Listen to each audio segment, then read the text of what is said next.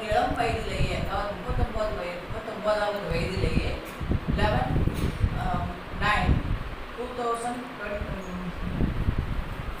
1921 இறந்து போயிட்டார். ஸோ இவ்வளோ வருஷம் கழிச்சும் அவரை நம்ம கொண்டாடுறோம் அப்படின்னாக்க அவர் எழுதின எழுச்சிமிக்க கவிதைகளும் அவர் விடுதலைக்காக எழுதிய தேசிய கவிதைகளும் தான் முக்கிய காரணம். அவர் நிறைய பெண்களை பற்றி பாடியிருக்கிறார், பெண் விடுதலைகளை பற்றி பாடுகிறார், பெண் முன்னேற்றத்திற்காக பாடியுள்ளார். இன்று நான் பெண்மையை போற்றுவோம் என்ற பாரதியின் வாக்கினை பேச வந்துள்ளேன். அவர் தனது புதிய ஆட்சிச்சுடியில் என்ன சொன்னார்? தையலை உயர்வு செய் என்றார். தையல் என்றால் பெண்ணிற்கு மறுபெயர், அதாவது பெண்களை முன்னேற்றம் செய்ய வேண்டும் என்ற அர்த்தம். நாட்டின் உயர்வுக்கு முன்னேற்றத்திற்கு பெண் கல்வி மிக மிக அவசியம் என்றார் பாரதி.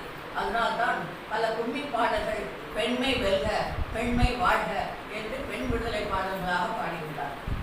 நம் இதிகாசங்கள் கூட பெண்களுக்கு முக்கியத்துவம் தந்துள்ளது, பெண்மையை போற்றுகின்றன. நதிகளின் பெயர்கள் கூட பெண்கள் பெயர்கள், கங்கா, யமுனா, சரஸ்வதி, கோதாவரி, காவேரி என்றெல்லாம் உள்ளது. அல்லி, மல்லி, தாமரை, ரோஜா மலர்களின் பெயர்கள் பெண்களின் பெயர்கள் கூட. நம் சாஸ்திரத்தில் கூட அக்னி சாட்சியாக திருமணம் செய்த பெண் இல்லாமல் ஒரு ஆண் எந்த காரியமும் செய்ய முடியாது என்று சொல்லியிருக்கிறது. ஒரு சமயம் ஆதிசங்கரர் தன் கொள்கையை நிலைநாட்டுவதற்காக பண்டிதர் மண்டல மிஸ்ருவுடன் ஒரு வாதம் செய்ய வேண்டியிருந்தது. இந்த வாதத்திற்கு நீதிபதியாக இருந்தது யார் தெரியுமா? எதிர்வாதம் செய்த மண்டல மிஸ்ரரின் மனைவி உதயபாரதி.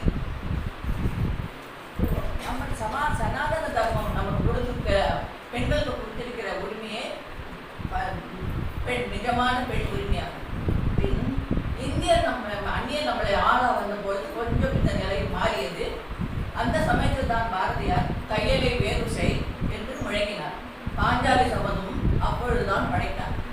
நம் நாட்டை நாம் பாரத நாடு என்கிறோம், பாரத மாதா என்கிறோம். அந்த பாரத மாதாவை பாரதியார் நவரத்ன மாலையும் திருப்பள்ளி எழுச்சியும் திருத்த சங்கமும் பாடியுள்ளார். பெண் தெய்வங்களான சரஸ்வதி, லக்ஷ்மி, மாகாளி, பராசக்தி, முத்துமாரி, கோமதி என அவர்களை புகழ் பாடியுள்ளார். பாப்பா பாட்டும் பாடினார், கண்ணன் பாட்டில் கண்ணம்மாவையும் கூட்டினார். வலிமை சேர்ப்பது தாய்மொழி பாலடா என்று முழங்கினார்.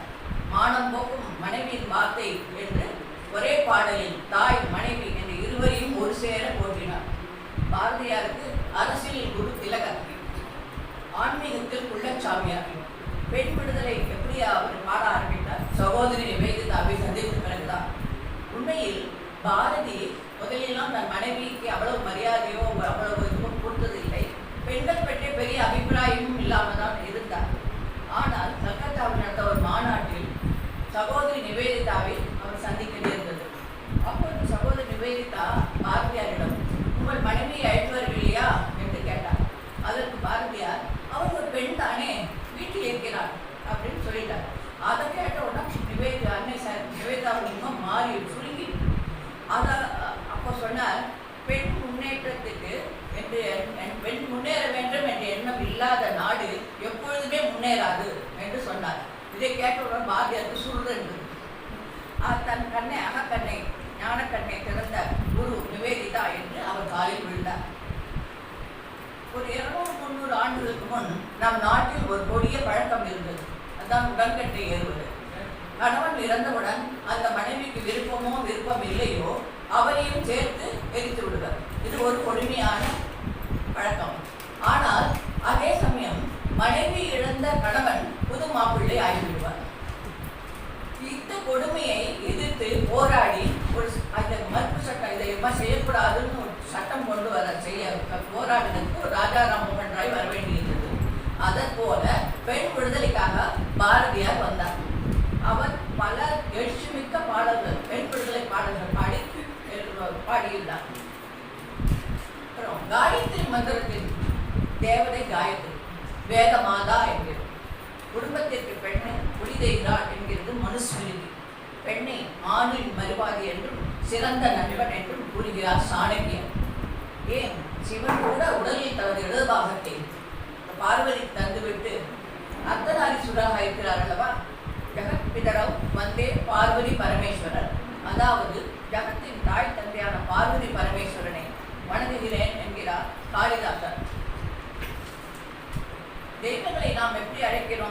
ஜானகிராமன், சீதாராமன், லட்சுமி நாராயணன், ராதாகிருஷ்ணன் என்று பெண் தெய்வங்களை முன்னால் வைத்துதானே அழைக்கிறோம்.